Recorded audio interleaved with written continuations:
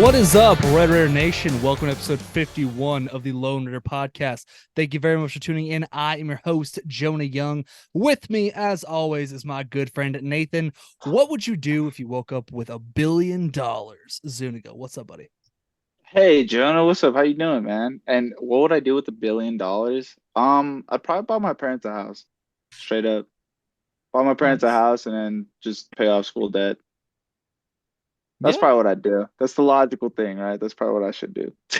yeah, And then that's I'd it. go crazy and then I'd get a jet ski. Wow. Go crazy and get a jet ski. Yeah, get a jet ski. I Hell feel you, yeah. man. I feel you, dude. Yeah, that's probably what I'd do. But yeah, that's me. What's up? How you Awesome, doing? man. Awesome. I'm doing well, man. I'm doing well. Could be better, could be worse, Feeling vibes are still Hey going man, though. Vibes still hey man, going. you caught a couple dubs this week. I We'll get did. into it. Yes. Yes. We'll get into that a little bit later on. Also with us today is our good friend, Mr. 210 himself, Nesto Martinez. What's up, Nesto? Good old What it Tejas. do, boys? What it do? Just What it here. do? On this week's That's episode, we are once again bringing the good vibes and the high quality conversations your way, including but not ever limited to a recap of Texas Tech Red Raider football team's outing versus Tarleton State, our preview versus the West Virginia Mountaineers, which includes a discussion with a very special guest on this episode, and our easy money wins and losses. All of that coming up here in just a little bit. Before we get into all that, though, I want to remind y'all to go follow our social media accounts. That is at Lone Raider Pod on Facebook, Twitter, and Instagram. Be sure to rate, review, subscribe. We are on Apple Podcasts, Spotify, Google Podcasts, Amazon Music, and YouTube. That is correct. All these YouTube. podcasts will be up on YouTube starting this week, throughout football season and into basketball season as well. Either way, however you're listening, we appreciate you for supporting your local small-time Texas Tech sports podcast that is brought to you by the fans that give some dams and are officially powered by the South Plainsmen. Be sure to check them out. That is at South Plainsmen on both Twitter and Instagram.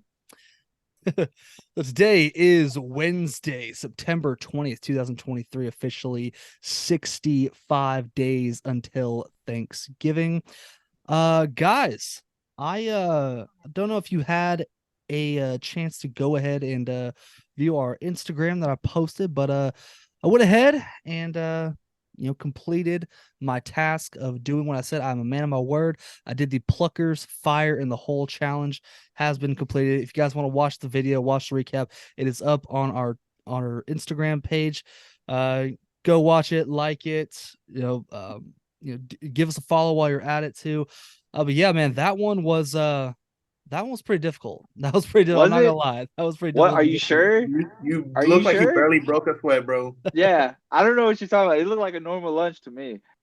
Just a Just a regular afternoon regular for lunch, Jonah. man. Just my mouth Well, scorching. okay, not to give too much away, but you had what, 15 minutes was the amount that you had? Yes, I had And 15 minutes to eat 15 wings in their fire in the hole sauce, which is their hottest spoiler sauce. alert, Jonah beat it. By how Yes. much? I don't know. Oh, Easy money. I had over 5 minutes Over to under three spare. minutes? Yeah, Yeah, he I had did. over 5 minutes to Yeah, he Damn, spare. did. you have So I five w- minutes to yeah, spare. yeah, he did. I I didn't watched. hear that part. She said at the end, she was like, "Oh my God, you're already almost done." Like she said it at midway. It was probably like at the 6 minute mark when she said that. When he still had like yes. five wings left, and yeah, I remember some of them were like, "Wow," like basically saying like, "Man, this ain't shit to you." Bro, pretty I much. was trying my hardest just to like my goal for that was the same as the Buffalo Wild Wings challenge.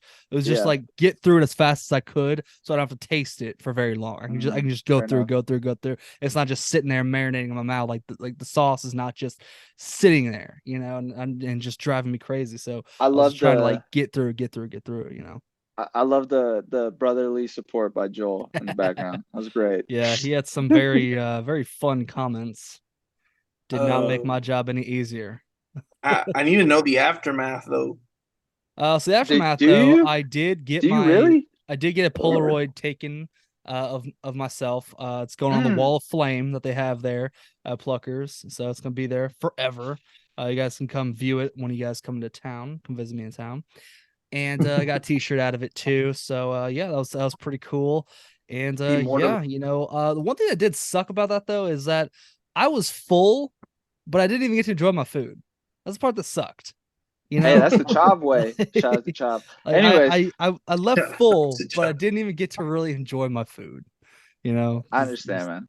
The heat was pretty intense though. And I know some people that go to Pluckers and they get just like regular, just like nonchalant, like, yeah, I'll take, give me 5 in the honey barbecue, and then I'll take, 5 fire in the hole. I'm like, bro, you just casually eating this, just like no, like can't be Yes. doing that, man.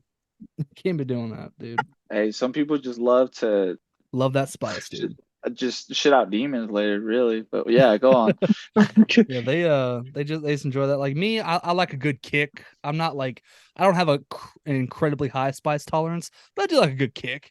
I enjoy spicy food. Like it's good, but I don't seek out that immensely hot stuff. So yeah, I was very proud of myself. My brother was proud of me for being able to do it. And yeah, I'm a man of my word. I went ahead and completed that challenge on behalf of our first ever 5-star recruit, Micah Hudson, Woo! coming to Yes, Texas sir. Tech. So yeah, speaking of Texas Tech football, we got a dub this weekend, guys. Got our first dub Did of the we? year, man. Finally. Texas Thank you. Tech trampling Tarleton State It was a blowout. 41 Let's to go. 3. So we're gonna just go ahead and dive right in. What went right, what went wrong, some things we need to go ahead and improve on, breaking down stats, key contributors, all of that coming up here, guys. So what went right? I feel like pretty much everything. I mean, I feel like this was just a typical FBS versus FCS beatdown, as it should be. You won by 38. I will say though, on the flip side of that, to play a little bit devil's advocate, I felt like you left some points up on the board still. Look, I'm not going to complain too much about a 38-point victory over a lowly FCS team. Like, I'm not going to sit here and do that. But I will say though, it really feels like you didn't get everything you were supposed to get to, or really get out of your offense in this game. As we get into some stat breakdowns here. So Texas Tech ended up putting up 416 total yards in this game to Tarleton State's 342. Tyler Shuck was 10 for 20, 123 yards and a touchdown. Not a very high QBR, only 16.2 QBR. Yeah, and only 50% completion rating. That's doesn't really feel like he did pretty well. Baron Morton steps in the game when Texas Tech went up by 21. He goes 8 for 13, 72 yards, 2 touchdowns, and an interception. And I will say that interception was, let's just say that was just a bad pass. Like I'm not gonna sugarcoat that or anything like that. But like, oh well, or the ball bounced off receiver's hands, or he wasn't in the right. It's not like no, he basically lofted that one up. Call it being a little rusty. Yeah, it was just him Just being a little rusty. throwing that one up that's in all. the air and praying that a Tech receiver Which is came down with completely it, fair. and it just didn't happen. So this once again sparked the debate of who should be our starter heading into future weeks. Should it be Tyler Shuck or should it be Baron Morton? Once again, I'm going to defer this one over to you guys. Based on what you saw from this game, based on what you've seen in previous weeks, where you guys line on the fence? Where you guys kind of line on the spectrum? Jonah, you already touched on what went right this week for us, right? I'll tell you what went wrong. Tyler Shuck. That's where we went wrong this week, to be honest with you. It sucks because I feel like the game plan off season was they really wanted to treat him like a dual threat quarterback. And I feel like even in this game, he just felt shaky to stay in the pocket. I don't know how to explain it, but there was moments where I feel like he hesitated to throw the ball, and B, there were a lot of open receivers where, like you guys were, well, like Jonah alluded to earlier, how we left a little meat on the bone, so to speak. So, yeah, no, I mean, if you ask me just based off eyes, don't even look at the stats. I mean, we knew this is the score that was going to happen. I mean, I felt like it was going to be a blowout. Jonah, of course, has to be the guy to ring us back and say, let's not take any opponent lightly. Of course, I understand, but Nesto's with me and like, yeah, it's a blowout. Let's do it every time, right? So, yeah, if you ask just off the eye test, Morin looked better. He did. The offense looked better under him. And that's weird to say considering he has had no PT at all in live action except this game. So I kind of think that speaks volume to our quarterback room and the backup QB and the kid that maybe should be starting. Maybe an argument could be said that he deserves some PT at least in some situations, man. I think, or just dial up a trick play, put them both in the offense, and just I don't know, let's have fun, right? I'd like to at least attempt it because Yeah. I mean they're both good passers. They really are. I just feel like one is in his head because last season he wasn't. This man was. I mean he was undefeated as our starter, right? This man was in his bag last season, and this season I don't know. I feel like the coaches might have been telling him to tick the timer in his clock to go a little quicker because it still feels like he's pulling the ball down or just being a little too timid with it and not trusting his arm. That's kind of what I saw, at least from the eye point of view. I don't know about you. What about you, Nesta? How do you feel about it? Um, Same thing that I said before. I just think the Tyler doesn't make decisions fast enough, quick enough, and he hesitates a lot in the pocket, which is, I mean, we alluded to like against Oregon where Miles Price is wide open coming down on this drag route right in front of him, and he hesitates, and I believe it's an interception that gets returned for a touchdown, right?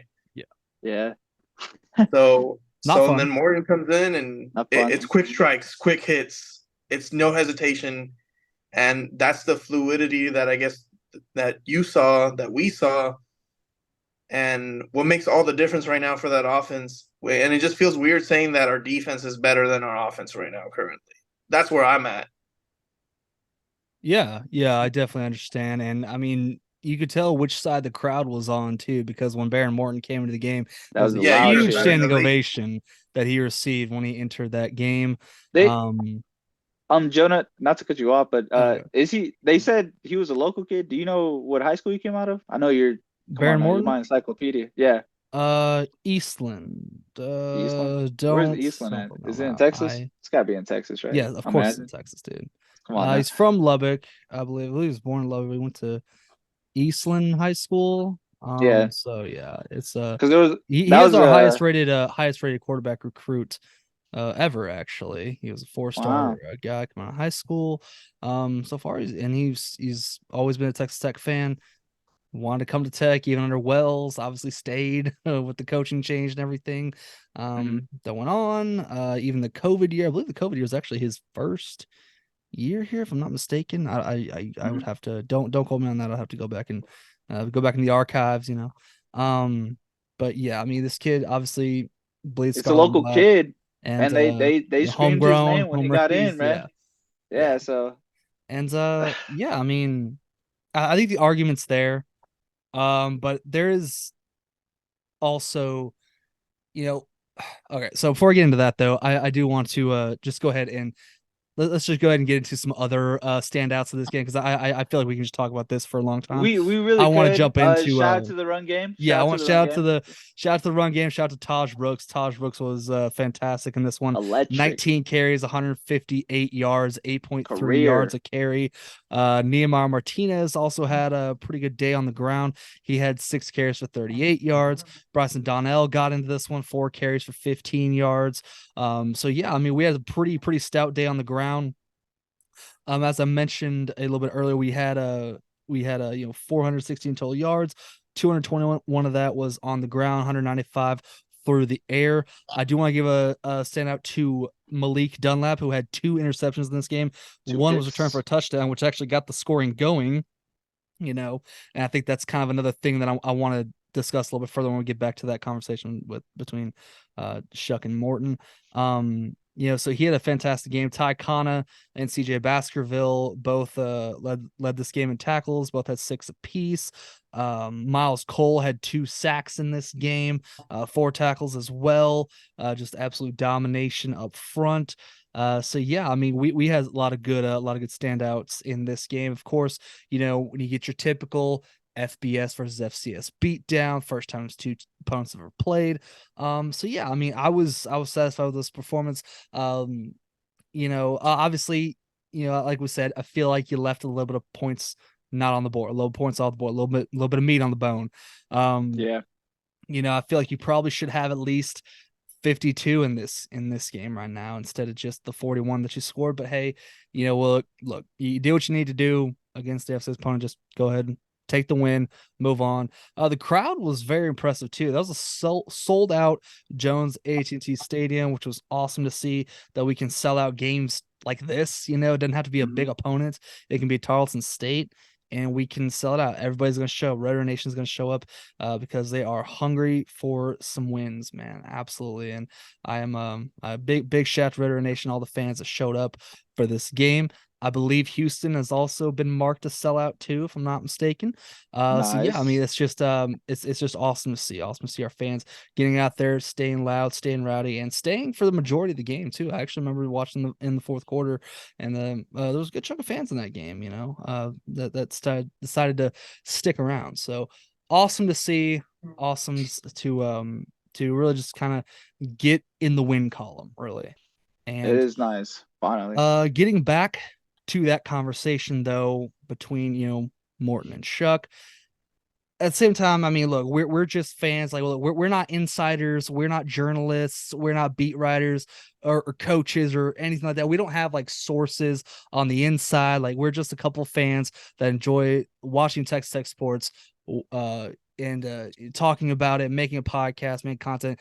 Spending a lot of our hard-earned money on the merchandise, on the tickets, on betting on these guys too, as well. We're just like, I love Texas Tech sports, and so like, yeah, we're not on the inside, and I understand there is a coaching element that goes into this as well. We don't see what goes on behind the scenes, between in that quarterback room with Kitley, with Morton, Shuck, McGuire, anybody like that. So there is a human element though. You have to basically sit here and look at your 6th-year senior in the face and say, hey, look, we're going to go ahead and bench you for the rest of the year.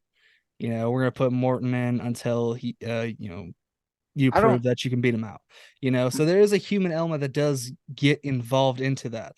But at the same time though, it's like, brother, you're a 6-year senior and you're still making these types of mistakes. You're still unable to, be more decisive. You're thrown into a heavy traffic. You're not seeing the wide open guy. You don't have as good a vision. You hesitate too much, and I think there is definitely a conversation needs to be made about that. And in this week and the weeks moving forward as well, you start off Big 12 play. Who's it going to be? I would presume it's going to be Tyler Shuck this week. As well as moving forward. I mean, he's shown to be the guy, but at the same time, it's also on the flip side that play devil's advocate for Morton. It's not fair for him, man. Dude's balling out. Like, don't you want to start the best player? So that's kind of where I'm at with this one. But either whatever they decide, I'm still gonna root for the guy. I'm still gonna root for whoever's behind center, and whoever they decide to make that decision, I think it's the right decision. Because I don't think any of these coaches are never going to put this team in a position to not win ball games. So that's kind of where I'm at with it. Fair enough. That's cool. I think we should use them both. Design a play, get them both in the offense at the same time. Throw some defenses off, yeah. Yeah, honestly, I think we should use them both for an offensive play. That's kind of my take on it. I mean, they're both fantastic throwers. I feel like one is better in the red zone as opposed to his intermediate game, whereas another one is a little better at that at the moment when he actually pulls the gun, right? But yeah, no, design a play, both of them. Just keep them on their toes. I think whoever they go with, though, it's gonna be interesting because it's kind of hard to look someone in the face, especially since they've been the guy for 2 years, but just couldn't stay healthy, right? So that's tough, man. And he left Oregon. Yeah, like so. I'm gonna say right now, I would not want to be the one making that decision. Like I do not want to be the one that makes that decision. Whether you decide to continue with Shuck or you decide to bench him and go with Morton, Who knows? Maybe the true freshman Jake Strong. Maybe he comes off the bench. Maybe he's having a good year. You Okay, know, he Jonah. gets a little bit of PT. Okay, You Jonah. know, come on out. I don't know. Maybe he gets a year of eligibility back if he doesn't start for 4 games. Isn't there like a rule like that? I think. Well, he can. Yeah, you can play your freshman in up to 4 games, and they can still maintain their eligibility for next year. They're redshirt So for this next year. wouldn't So yeah. this wouldn't work. This wouldn't work for I mean, he's never been redshirted before, has he? I don't know. Who? Probably he has to. Fucking. Oh, Tyler, probably. Oh, Tyler. Yeah, no, Tyler. This is Yeah. his last year. He's a This is the super. last one. Yeah. He's got nothing at this point. Damn, that's tough, man. Hey, there's some seniors that are playing 8, 9 years in I think CFB. 9 years. No, no, no. There's a couple. There's a couple. No, no, no, no. Like the most one I've seen is like 7. Didn't we have an old lineman? I forget his name. That He's a 7-year senior. I'm telling you, Jenna, Yeah. it's out there. It's whatever. But yeah, needless to say, yeah. Nestor, you got any 2 cents left on the two throwers? I guess, man. I think Tyler's the guy, and for now, and it's his job to lose. So until he proves that he's not that guy no more, we're pretty much stuck with Tyler. So we gotta cheer for that guy, you know.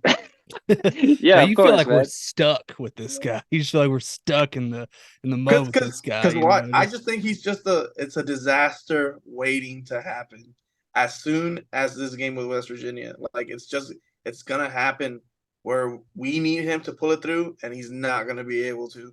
And then yeah, we'll make the change then. But guess what? You already got a nail from it. So True, man. So, I hear you, and man. I just feel like that's the approach they're gonna take, and it pisses me off. But I mean, we have no choice. what if they bench him, man? You don't know. Who knows? Maybe. Out of I curiosity, doubt it. I I doubt doubt it. it too. It's his job to lose. Out of curiosity, how many yards do you think we'd have to see against a West Virginia? I know we're gonna get into that matchup here in a second, but just From like, him what would passing. make you feel? Yeah, what would make you feel comfortable as a fan going forward? Because right now, this man had a 50% accuracy rating and only threw for 150 this last game against an FCS opponent. Okay.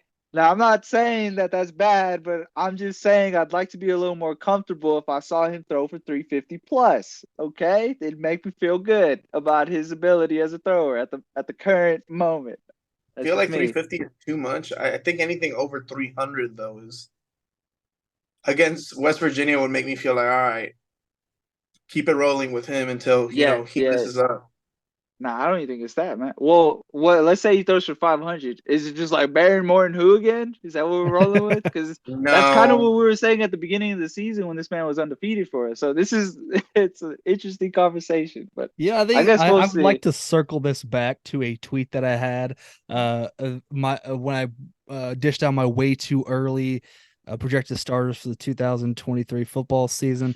I put Baron Morton as starting quarterback ahead of Tyler Shuck, and I got a lot of shit for that on Twitter. A lot of it, man. A lot of people coming at me, man, saying like the disrespect for Shuck and this, that, and the other. Which, by the way, I've never disrespected Tyler Shuck. I love the dude. He's a great Red Raider. I hope he continues to do well. I hope he figures it out and just balls out the rest of the year. And but now we're having that conversation again, which is really what I wanted to have back in December or January, whenever I tweeted that. So yeah, I mean it's kind of funny how it comes full circle a little bit. Maybe Jonah wasn't an ignorant asshole. I don't know. Oh, is that what you No. got called, buddy? Is that what you got called? Damn, they came at your neck like that. Wow, It did. It did. wow. Where But they at I would like now? to. There's an area of the game I would like to highlight before we just go ahead and move on from this one. That's the Uh, receivers in this one. I want to highlight the receivers. Jordan Brown, man, had a really good game in this one. 6 receptions for 73 yards, 12 yards average reception. Had a 46-yarder in this one too. Finally felt like we got the tight ends involved. Mason Tharp with 3 receptions for 43 yards. Long was 28. Dron Bradley getting 4 receptions for 40 yards. Miles Price 2 for 22. Actually saw a Dre McCray appearance in this one. Had a reception for 9 yards, and Xavier White, JJ Sparkman. Yeah, so you really spread the ball around pretty effectively between the two quarterbacks in this game. So yeah, that was just an area I wanted to go ahead and highlight. I forgot to do that at the beginning of it. We're way too professional to mess up. So moving on to this conversation though. Where do you think we stand now? I mean, if you're in that locker room, you finally got a little bit of momentum going your way. You're heading into Big 12 play. You have a big game on the road against a Pitt team that might be a trap game. We'll talk about that in just a second. But how are we feeling this locker room right now? I'm gonna defer that conversation over to you guys, man. Still excited, still happy. I mean, West Virginia, I mean, they weren't projected to be that great this year. I don't even know their record. You could enlighten me with that, but I We're don't think two it's and one great right now. either. 2-1 on the Are season. they? Yeah. That's good for them, man. We're 1-2. They could get this L by the Texas Tech Red Raiders. Straight up, that's how I'm feeling. I'm pretty sure they were projected to be very low in Big That 12 last seasons. by in the coaches I poll. didn't want to Coach say it, man. I 14. didn't want to say it. Okay, Yes. that's belittling a team, but they were very low. I'm gonna keep it at that. So yeah, I'm feeling pretty good. I'm happy that we're opening it up Big 12 action with West Virginia.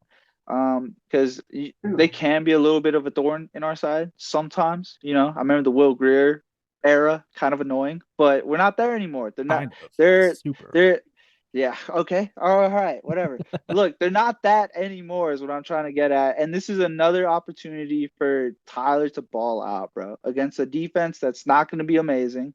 It's Big 12. And if it goes into a shootout, I hope it does for his sake. Because then if he can actually come out on top, then that means he had, like I said, over 350, which is what I'm hoping for. So it's kind of how I'm feeling about the game. How about you, Nesta? What you feeling, Mr. 210? I don't know. It's kind of a weird game. I think we're gonna win, but I don't think it's gonna be a blowout by any means. I think we win by like a touchdown. And I honestly think that I see Tyler struggle in this one. Even though I don't want to believe it or I don't want to see it either, but Yeah. I think we struggle. That's fair enough. That's fair enough. I will say though, right now we're not we're not the only team that's down that was down bad. I don't know if you guys saw the performance that Oklahoma State put out where they got trounced by South Alabama 33-7. Wow. Yeah, Oklahoma State's kind of down bad right now. Um, I just want to throw that out there. It kind of sucks though, man, because we don't play Oklahoma State this year.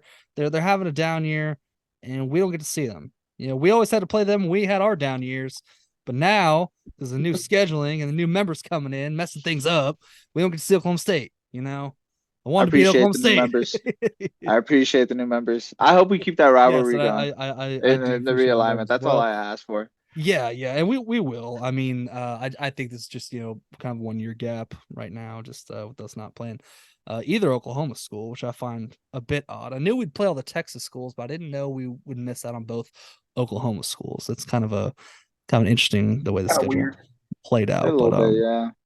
But yeah, game ball. We finally get to go our first game ball in this one, man.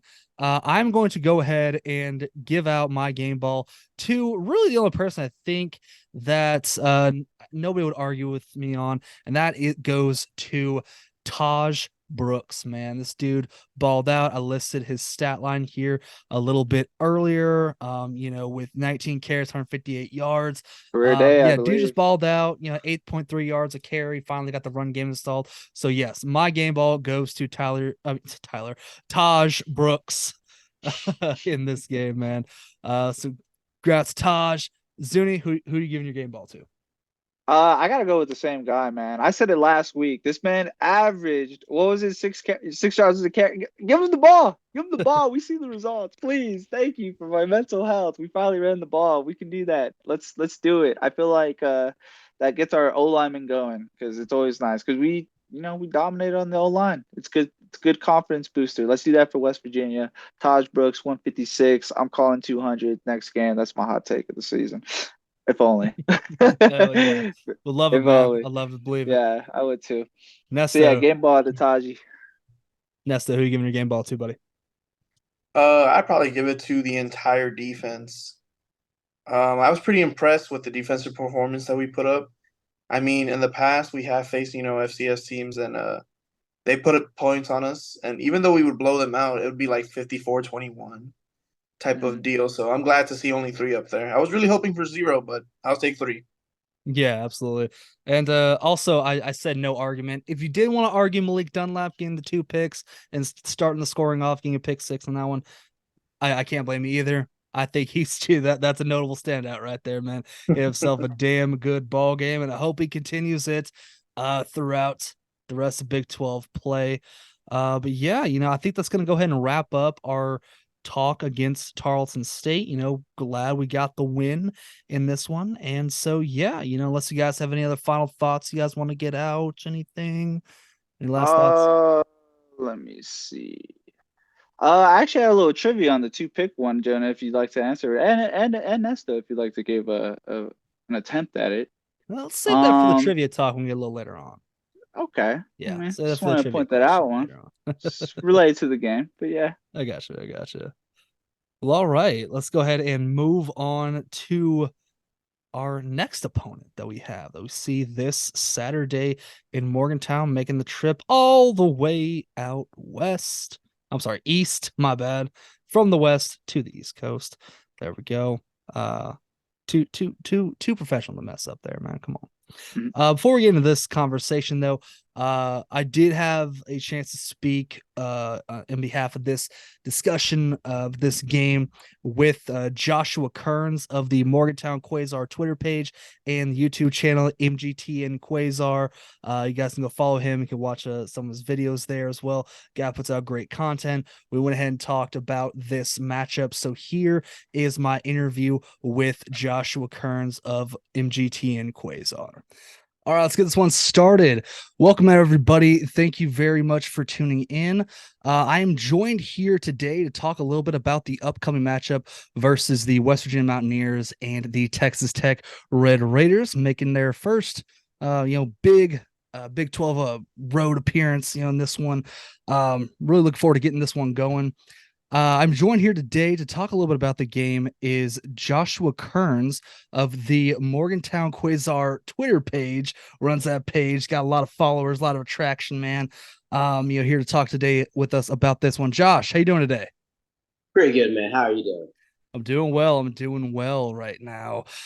Just wanted to kind of talk a little bit about this past week's matchup against Pittsburgh. West Virginia coming off a big win over their most hated rival in Pitt.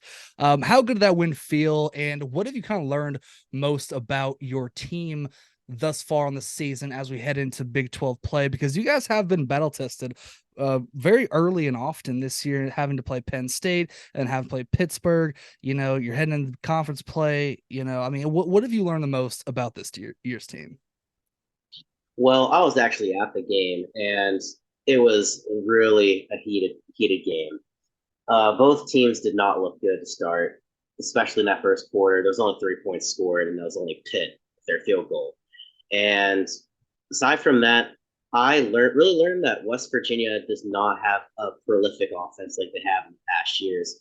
Neil Brown is not a guy you would expect to score about 40 or 50 points in the Power 5 football game.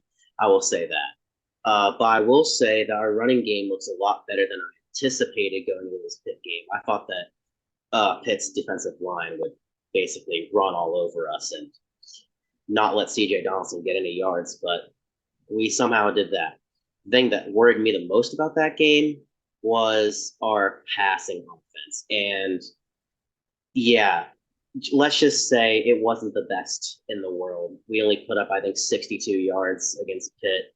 With keep in mind though that our starting quarterback Garrett Green went down with an injury in the first quarter, and our backup redshirt freshman Nika Markio came in and ended things for us. But aside from that, we didn't really get many open passes. We didn't really try to throw the ball at all, really. And I'll just say this though, that game felt good. It felt really good to finally beat Pitt after what happened last year and how we lost last year off that tip play from JT Daniels to Bryce Ford Wheaton went into the hands of Pitt defender that went for a pick 6. And at the end of that game, at the end of our game this year, just seeing one of our defenders come down with a spectacular interception to end the game was just poetic justice to me. Absolutely, absolutely. I definitely love rivalry games in college football, man. That's just what makes college football great. I love the rivalries. I love the passion, the tradition. What fans say. I mean, I was on Twitter, looking up some of the chants they do in the little Sweet Caroline, eat shit Pitt type chants. That was that's awesome, man. That's really cool to see. It's fun. It's rivalry, and these fan bases truly do not like each other. Pittsburgh really does not like West Virginia, but West Virginia can say the same about Pitt. Nothing positive to say. No love lost between the two. But we are hosting Texas Tech this year in Morgantown. What are your initial thoughts heading into this matchup? What are you expecting? And what are some things that you see from this Texas Tech team that could potentially give West Virginia some problems? Well, I think it's going to actually be a good game. I think both teams are fighting for something here, especially with Texas Tech coming off of two straight losses to Wyoming and Oregon, with their one win being against FCS Tarleton. I think Texas Tech's going to have fire with them, and I think they're going to come out pounding, especially in an away game in a hostile environment. I think that they do come in here and give us a really good game. I think that Texas Tech overall has a lot better of an offense than than Pitt did, which I think is going to give us a lot of problems. As you can see, Penn State didn't have that good of an offense, but we still gave up 38 points.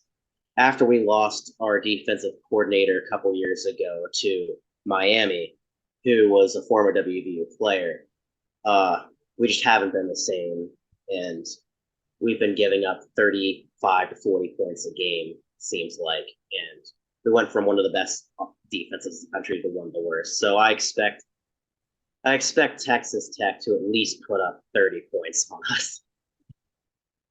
I can definitely relate to that, having a pretty stout offense, but just not being able to make up for it on the back end and the defensive side. I definitely had to sit through a lot of years where Texas Tech was, one of those teams where you can, put up 50, but you're also giving up 51. Like I've definitely sat through my fair share of that. I definitely understand. I think West Virginia has. I think West Virginia has a better defense than most people give them credit for. I really like what they do. Like they're when their blitz schemes. Like I think they're actually pretty creative, and I think they got some playmakers on the back end that are kind of underrated this year. I really do think by West Virginia. Of course, it's gonna have to hold Pitt at only 6 points. I don't know if Pitt's necessarily a great team this year. We'll have to see as the year goes on. The year's still pretty young, but I mean, it's still a big win. It's still a Power 5 win, no matter which way you cook it up. In this one, we're gonna have a pretty interesting quarterback matchup in this one with I presume Tyler Shuck might get the start. There are some rumors out there that maybe Baron Morton gets the start in this one. I don't know.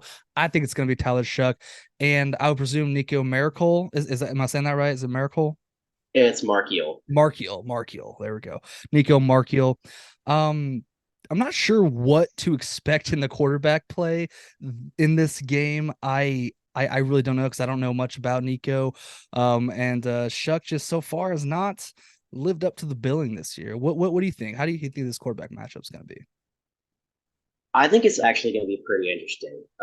With Nico pretty much playing the entire game against Pitt a couple days ago, I saw some things I really like. I like that he reminds me a lot of Pat White in the way that he can move. Same thing with Garrett Green. We both, for the first time in probably since at least Geno Smith, we finally have somebody that's actually mobile and can actually get some yards on their feet. So I'd be interested to see if he can actually be able to run it a bit more instead of just handing it off to Donaldson. But I would really like to see him throw a couple big plays downfield. We haven't really seen that from Nico. Like he only had 62 yards against Pitt, right? And a lot of those were just tunnel screens and 10-yard passes that got us just enough for a first down. And what he did in high school in Chandler, Arizona was fantastic, coming back from down 17 points to win it at the end in one of his high school games his senior year. just seeing how he could throw and run the ball. I kind of want to see that for him this year. I don't know if it's going to happen, but I do think if he gets to start, I think he's going to become more confident, and hopefully Neil Brown will give us some plays that are a little more exciting.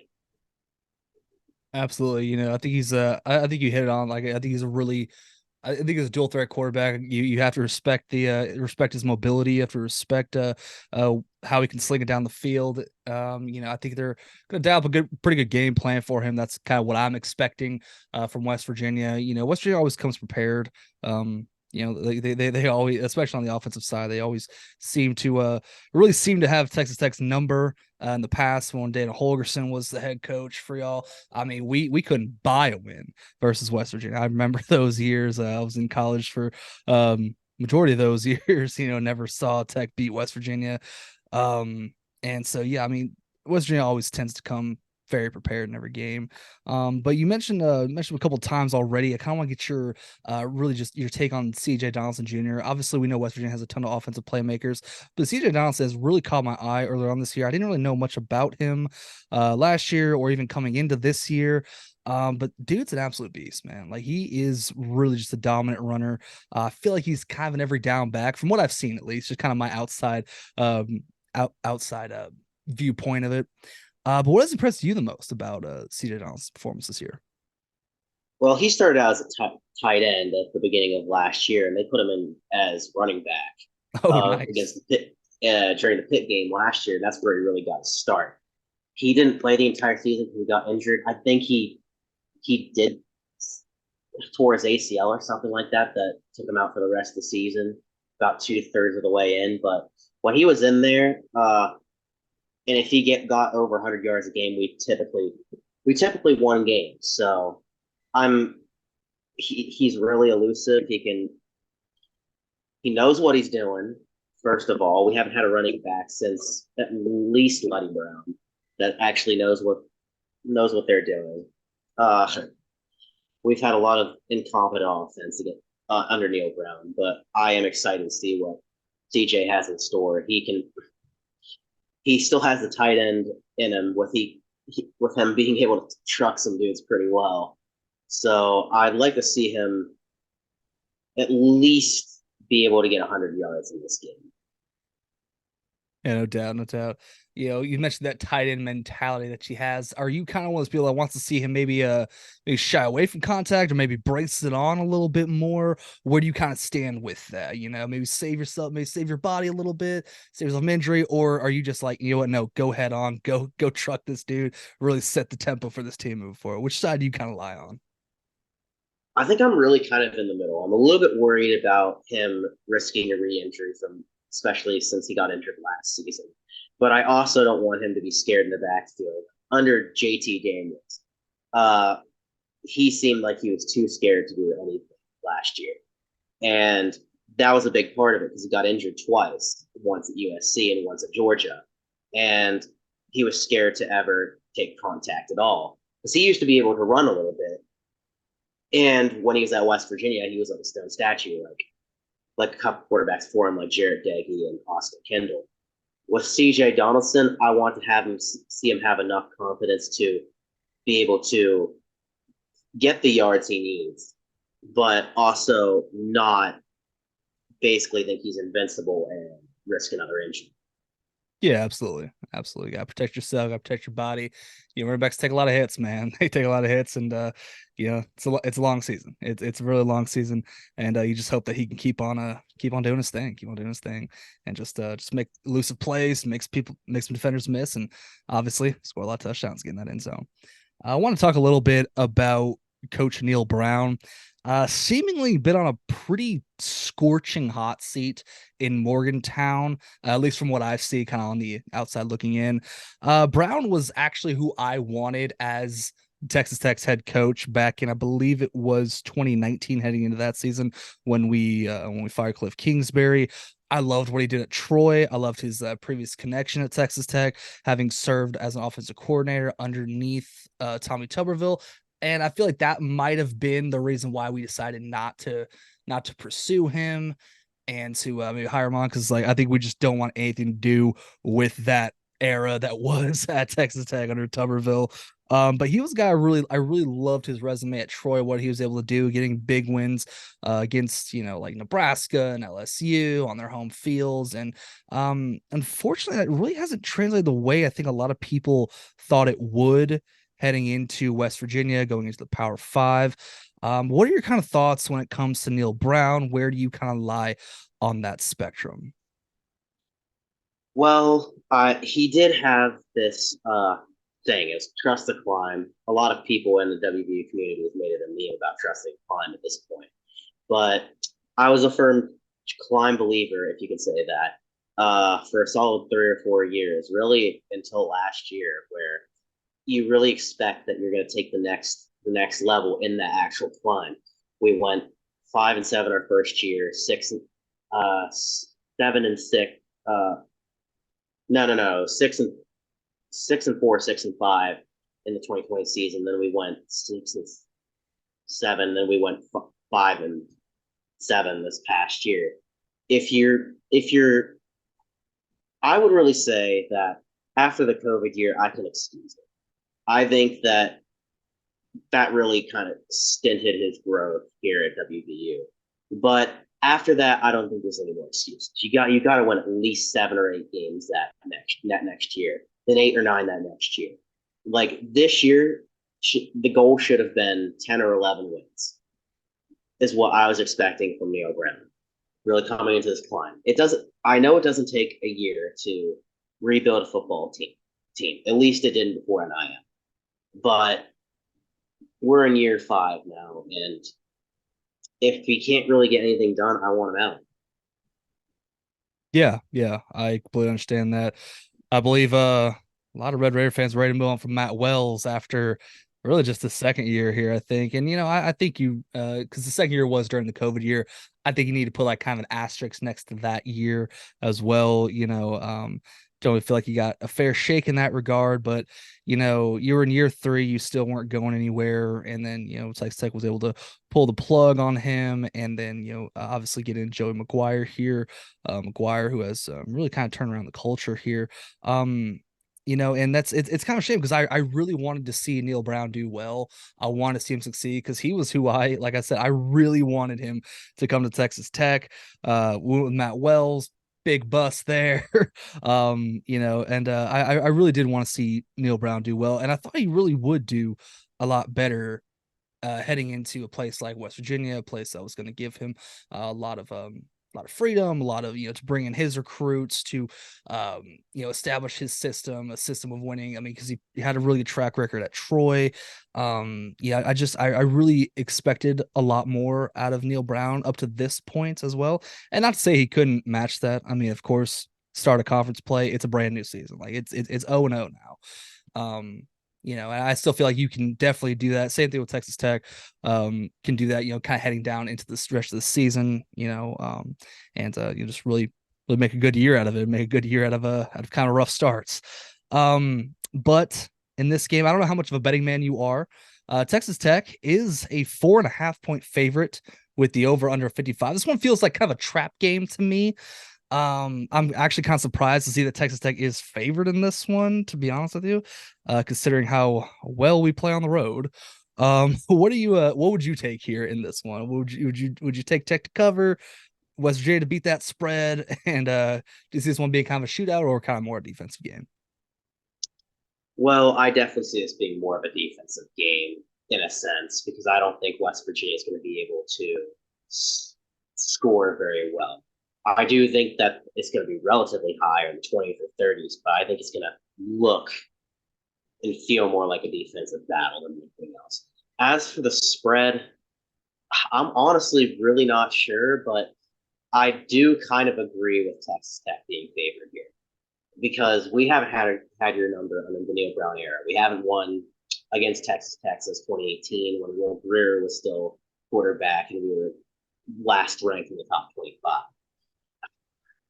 If I had to pick, though, just because it's in Morgantown after a big game, I would say West Virginia might have this slight edge. I think it's going to be a good game. I think it's going to be a really close game. But I think West Virginia pulls it out maybe by 1 or 2 points. It's kind of where I'm at with this game. What if you had to give a score prediction though? What would it be? What would the final score in this one solidified at the end of regulation here? 31-30. If you would have asked me this 31-30. 2 weeks ago, I thought that Texas Tech was going to be. I really thought they were going to be in the Big 12 championship. Hell, they still might. With this conference being wide open, and Wyoming's not as bad of a team as people think they are. They kept it close with Texas into the fourth quarter, who is predicted to pretty much be in the college football playoff this year after upsetting Alabama. I do think West Virginia is better than people expect. They're not going to finish 14th in the conference. Yes. They're just not. Houston looks absolutely horrible. Baylor and Oklahoma State are just absolute garbage. Less so Baylor, though. They kept it close with Oregon, but I don't have any faith in Oklahoma State this year. But I do think West Virginia finishes in the top 10 this year. Same with Texas Tech. I think Tech finishes around 4 or 5 this year, from what I've seen. And I think West Virginia finished around 7 or 8. But I really think that home field advantage plays a big factor in this game. I do too. I really do too. And like you mentioned, West Virginia picked 14th in the coaches poll, I want to say it was, to finish dead last in the Big 12. I really feel like coming into this game always worries me. Like if you go back a couple episodes on our podcast, I predict like 2 games that really do make me nervous. One of them was West Virginia because of the fact that everyone picked them to finish last in the Big 12. It is a game on the road that we have struggled to win on the road currently in the McGuire era. We proved that against Wyoming. And 3, it's really just a matter of, ferocity. West Virginia is battle tested at this point. They've played 2 Power 5 teams in 3 weeks. They're a lot more battle tested than we are, and we're struggling right now. We didn't have a phenomenal offensive outing against a Tarleton State team. We got the win. We obviously crushed a team, crushed an FCS team by 38, like you're supposed to do. But so far it just really we haven't had that fire, that just explosiveness that we've really been kind of looking for. And so I think this is just a big, I really think this is kind of make or break point in the season for Texas Tech. It really makes me nervous. I'm going to be curious as to how Texas Tech, if they are able to pull this one out. So yeah, I mean, I feel like West Virginia has a lot going for them that Texas Tech does not have going for them right now in this moment. So I mean, it's going to be an interesting game. I am, I don't know what my score prediction is going to be. I really don't. I think I have to analyze this a little bit more, but I am excited for this Saturday's matchup in Morgantown. And I can't wait. I think it's an afternoon game. So is that like 3:30 or like yeah, it's at 3:30. It's at 3:30. I think this is a make or break for both teams because with Neil Brown, he's still on the hot seat. I feel like there's a couple pieces of ice put on that scorching hot seat to cool down a little bit. I don't think he's on the hottest seat in the Big 12 right now anymore, but he's really up there. So I think this game and TCU are probably going to be the two deciding factors for the rest of the season. And I think that Texas Tech has a lot going for them as well in this game that a lot of people don't understand. And a lot of Mountaineer fans are asking why Texas Tech is favored in this game. And I just have to tell them that you guys have had our number in the past 4 to 5 years. And this game usually was, which I like to call the John Denver Bowl. Absolutely loved it. is either a really close game or an absolute blowout. I don't see this game being. I think this is going to be pretty close. And I feel like West Virginia, even though I think they have a slight edge, might feel a bit off in this game after just defeating their bitter rivals. And Texas Tech might even have the advantage. I hear you. I hear you. I mean, I think either way you cook it up, both these teams, I mean, they are kind of very kind of similar. I think a lot of aspects. I think really kind of once you get down to the player personnel and what they have in their offensive lines, defensive lines. I mean, I feel like they're very similar, kind of similar play styles too. I feel like West Virginia likes to run the ball and they're more effective at running the ball than we are at Texas Tech. And I really just want to see the run game get established a little bit more. That we saw this past week against Tarleton. I would like to see that kind of continue. We all know defense travels. I feel like these both sides have pretty good defensive squads. For the most part, I really think this is I think like you said, I think it's gonna be pretty defensive game in my opinion. I'm excited for it, man. But why don't you go ahead and tell me a little about your content, man? Feel free to drop your socials. Tell me a little about yourself. Where can people find you? Well, I'm pretty much on Twitter at MGTNQUASAR on Twitter. And same thing with YouTube, but I only upload there maybe once or twice a year after big games or something like that. But I do song covers on there sometimes. But I'm pretty much always a homer on Twitter, and I pretty much talk WVU sports and Big 12 sports and talk a lot of shit to rival fan bases like Virginia Tech and Pitt. Yes, I think that's really about it. Awesome. I actually wanted to get to your take. A lot of rumors going around the ACC. Kind of might be the next team to implode after the Pac-12. Kind of want to get your opinion a little bit on Virginia Tech. I've been pretty high on Virginia Tech, actually. I would love to have them in the Big 12 personally. I know you hate Virginia Tech, but what would kind of your thoughts be about maybe adding a Virginia Tech, maybe adding a Pittsburgh, a Louisville even, and maybe I don't know, maybe one of the North Carolina schools. I don't know, but I just kind of want to get your take on that, just really quick. I think that my dream scenario is Pitt, Virginia Tech, Louisville, and NC State. I think that'll be the perfect match. It would help to unify the conference, especially with UCF, but it would bring over rivalries for both Cincinnati and West Virginia and really try to unite the conference. And I think 20 is the ultimate end goal for I think what's going to be the future Power Three for the time being, at least, before things really get shaken up in I think the next 10 or 15 years. And that's pretty much my dream goal. And I think that's probably one of the most realistic goals as well. I think that the Big Ten is probably going to get Cal and Stanford and two more ACC teams, maybe a Syracuse or a Boston College or a Georgia Tech, somebody like that. When the SEC gets to pick the litter with their Clemson and Louisville, I mean not Florida State, Miami, and probably North Carolina. And I just really think that's probably both my dream scenario and probably the most realistic, at least in my opinion.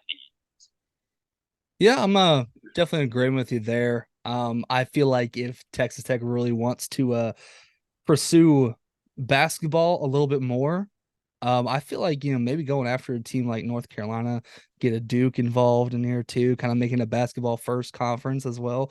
Maybe in the first ones to offer those, and maybe dicing up a little bit of a revenue share. I know Yormark wanted to get a separate deal done for basketball only. We're really trying to make the Big 12 the premier basketball conference.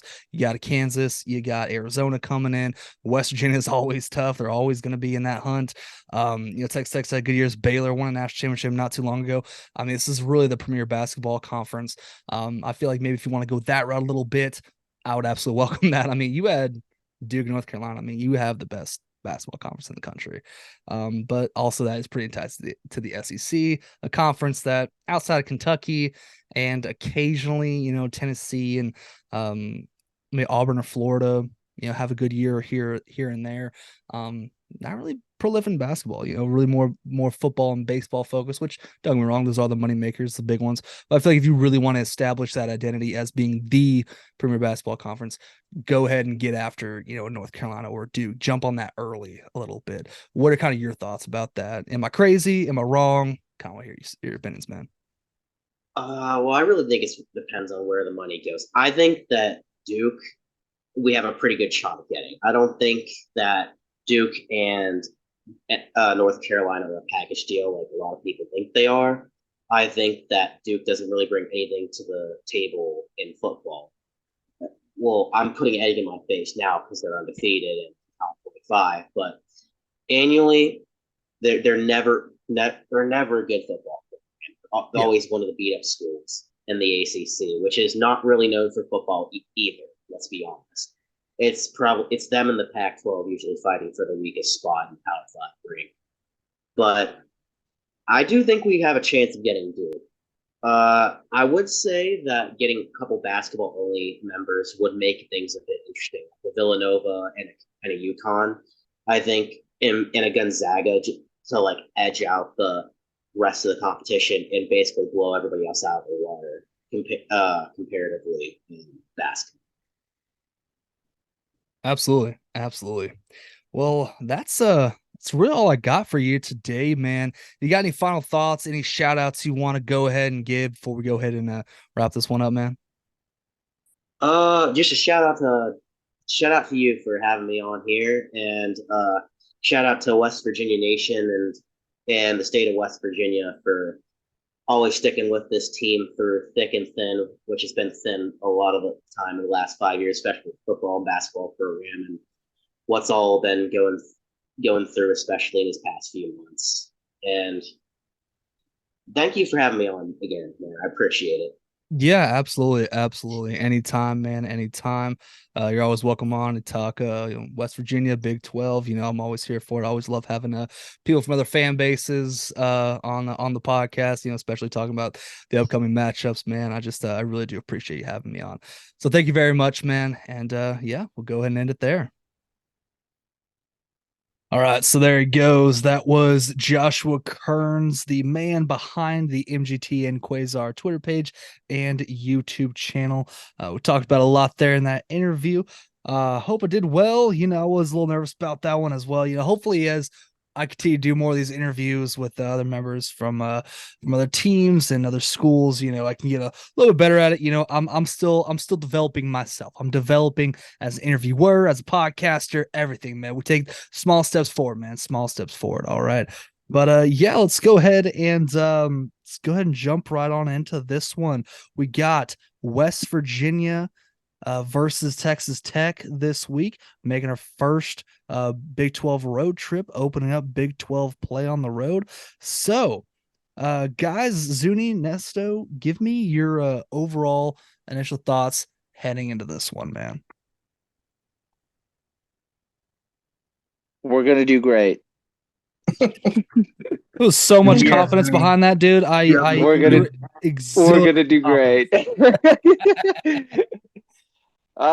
Seriously though, man. I mean, I'm feeling pretty confident in it. Yeah, I just hope I hope that we have another good defensive affair, you know. I hope our defense shows up, and I honestly I hope we just blow them out. I don't want this to be a game at all. I really don't.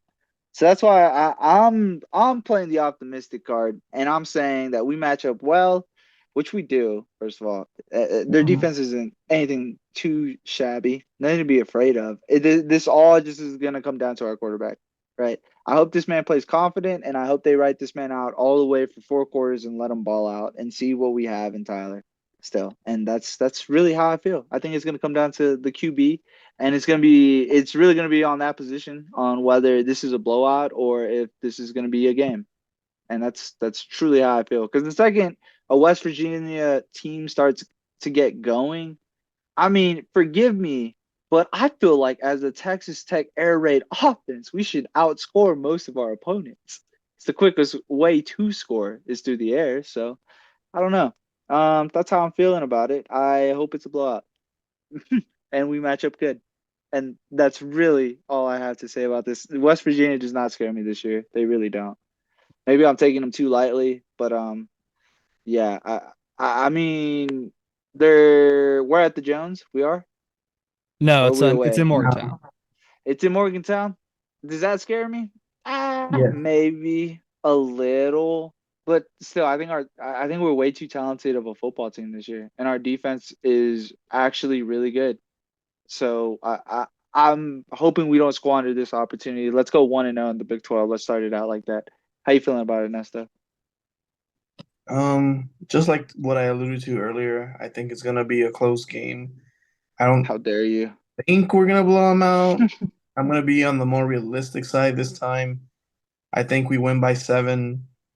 If that, I could see us winning by 4 or a field goal, honestly. I just think we're gonna struggle. It's just a feeling I have. Um, I really hope we get the run game going good, and really hope to see Tyler improve on his QBR. Maybe not 50%, 10 for 20, but I think we will pull out an ugly game. I think it's gonna be an ugly game. It's gonna be a A dub is a dogfight. dub is a dub. Yeah, so that's just I how just want us to I win, feel. right? Ultimately. Yeah, Yeah. me too. You never want to lose your first game in conference because I mean, when you do, it's just like, well, damn, what else are we gonna I expect this year? You know I what I mean? I mean, it's only gonna get harder And as the yeah, season but goes with on, the right? year So that we've had so far, this is a must-win game. Believe it or not. yeah. I would I agree. agree. I would I agree agree, with man. that, man. Yeah, I kind of agree with what you said. I think this one's gonna be a real sloppy game, not just on our part, but on their part as well, too. Yeah, for sure. Just kind of my overall thoughts about it. You head into Morgantown, and now you are on a win streak against West Virginia. You didn't like West Virginia was the only Big 12 team who Matt Wells beat every year he was here. you know, Of course. that is What a weird stat it's for kind of a him, weird bro. stat right there. But yes, I mean we ever since Dana Holgerson left, man, we really have kind of owned West Virginia up to this point as well. And as you heard in that interview, we're talking about Neil Brown, how when we decided to get move on from Cliff Kingsbury. Neil Brown was a coach I very much wanted at Texas Tech. I love what he did at Troy. I loved his previous connection at Texas Tech. He was our offensive coordinator during the Tuberville days. I know it was the Tuberville days, but still, he had that connection to Texas Tech. He knew about Texas Tech, and what he did at Troy was just immaculate. I love what he did, and West Virginia obviously got him. And I thought West Virginia was going to be this, like new powerhouse, always being competitive in the Big 12, being in the conference title conversation every single year with Neil Brown. That has kind of been the opposite, to say the least. And how to match up against them, I feel like we do very well. Typically when we play West Virginia, we've played very well in the past. Won the last 4 meetings. We currently have the tied series.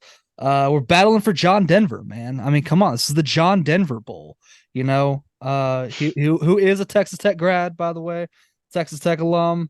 He's a Red Raider, man. John Denver's Red Raider. So Q Country Roads, take me home to the place I belong, West Texas, bitch. Let's go. But Oh, Jonah. getting back to this one, I think a couple things that West Virginia has going for them right now. One, they have the chip run on their game. shoulder. West Virginia has the chip on their shoulder. They were picked to finish dead last in the coaches poll. Okay, going into the season, nobody thought West Virginia was going to be competitive this year. Picked 14th out of 14 teams, right? So this is a chance they get to prove themselves, that saying like, hey, everybody else is wrong. So they're coming to this one with that chip on their shoulder.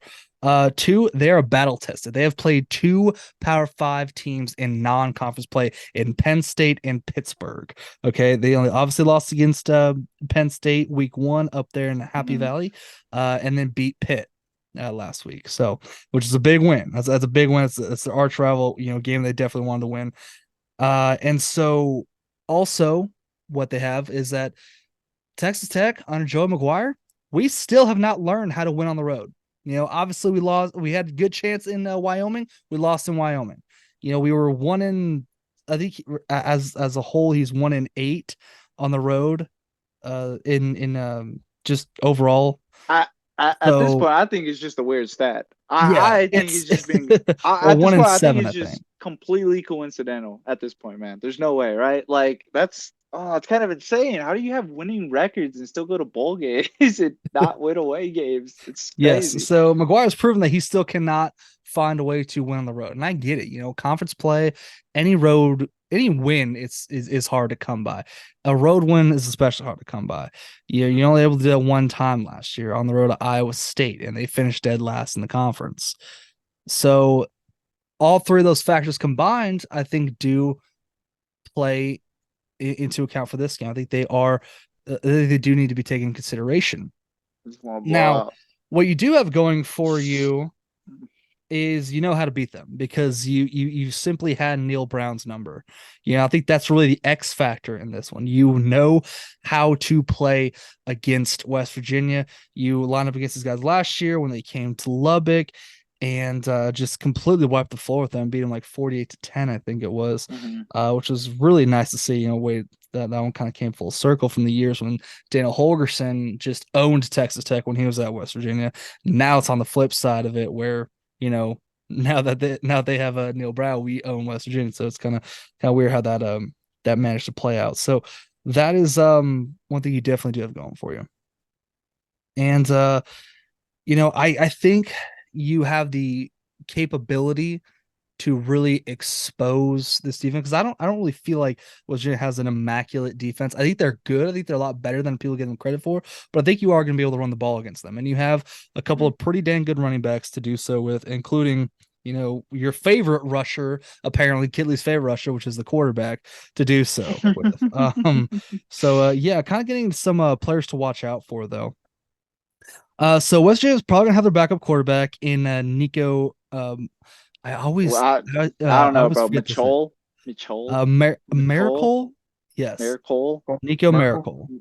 That's I believe that's how you say his name. It's a weird name. Is he Italian? I don't know. Possible.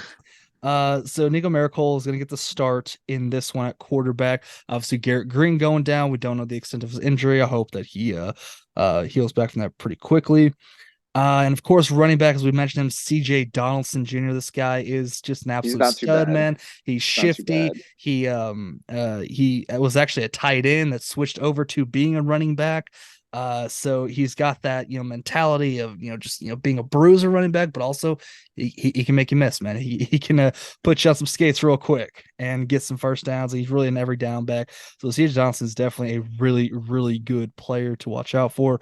Also running back Jaheim White, and also Anderson, the other running back in that room. They just have a really, really good running back room, and with Jalen Anderson.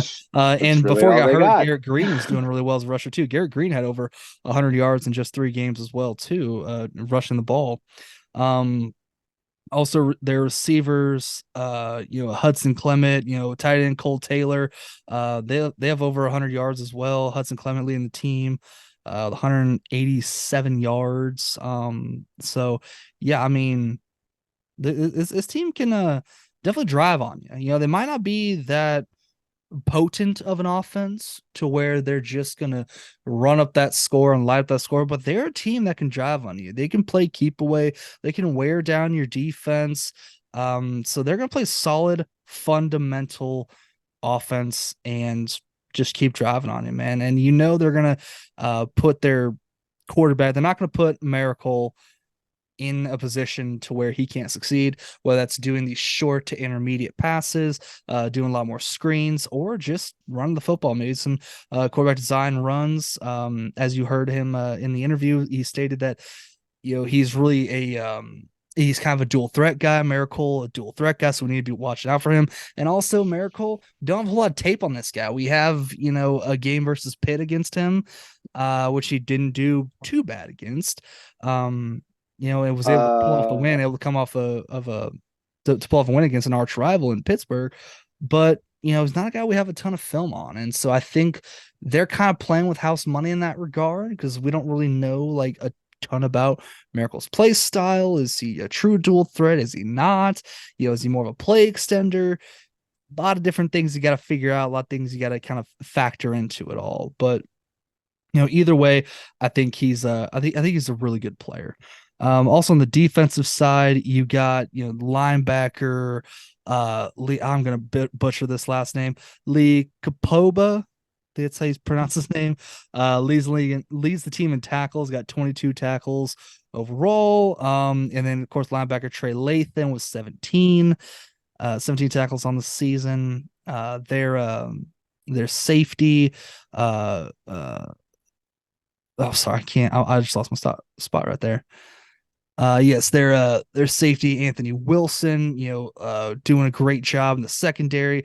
Really kind of can play downhill really effectively as a safety. Saw against in that game against Pitt.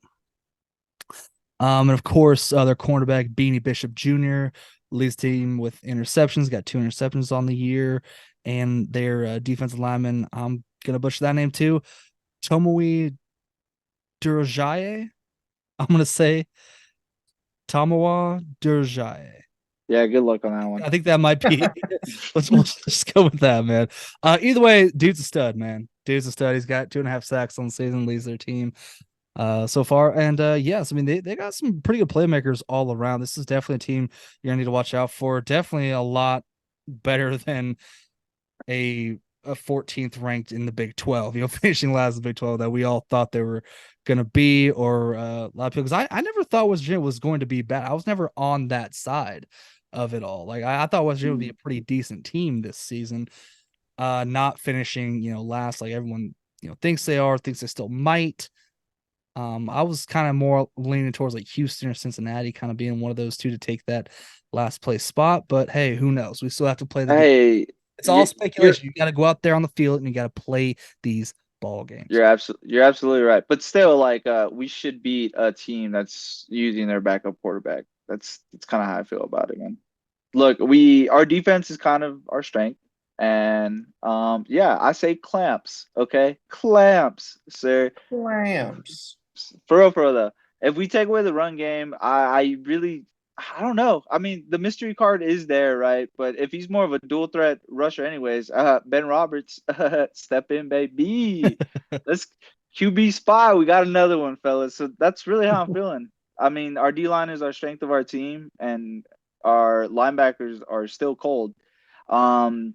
Did Pierre get hurt officially? I forgot about that. I thought he got hurt for a second in game. Josiah Pierre. I think he came out for a couple plays, but I don't know yes, I ever don't know if ruled he's going to be anything on the. available in this one. I Yeah, hope he so is.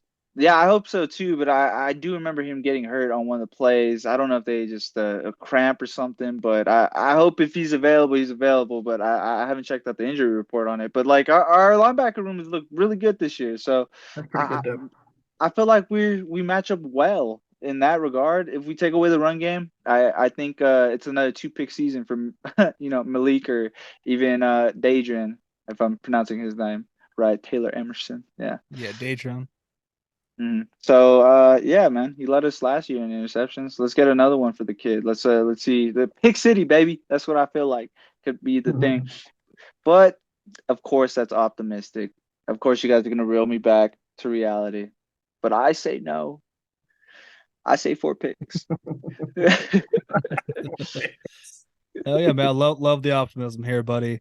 So yeah, I mean I definitely so we go, man. I think, is it gonna be take 3? Are we gonna get 3 takeaways? Possible.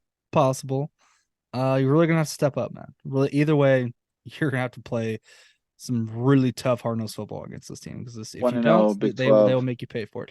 Nesto, man. We haven't heard from you in a little bit, man. What's going on? I'm here. You're here, you're live, you're thriving, man. Who would you say is going to be the biggest, who or what do you think is going to be the biggest X factor in this game, Nesto? Tyler, for sure. Without a doubt. He needs to come out and show his worth. Show why he's the starter. He needs to show us that there's no doubt. Shut us all up.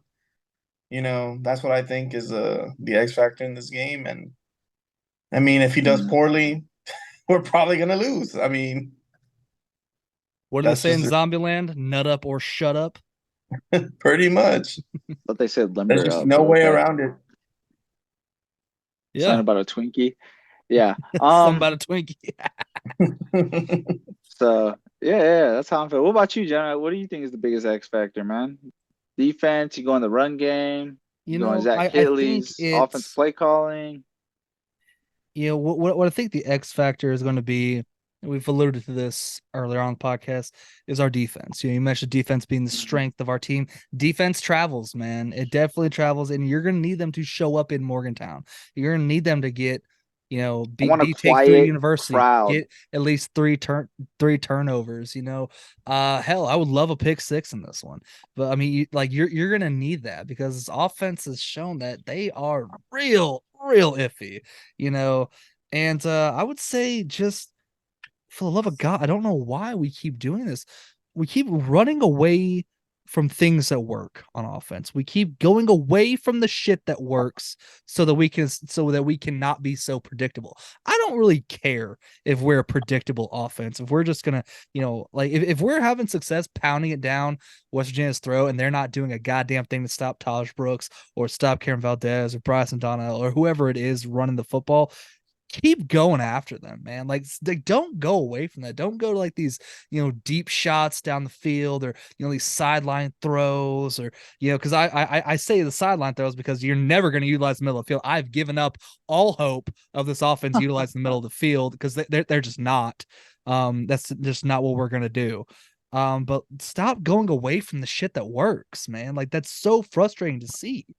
I get it. You don't want to be one dimensional. You don't want to be that team. But if they're not showing any signs of stopping what you're doing, keep doing it.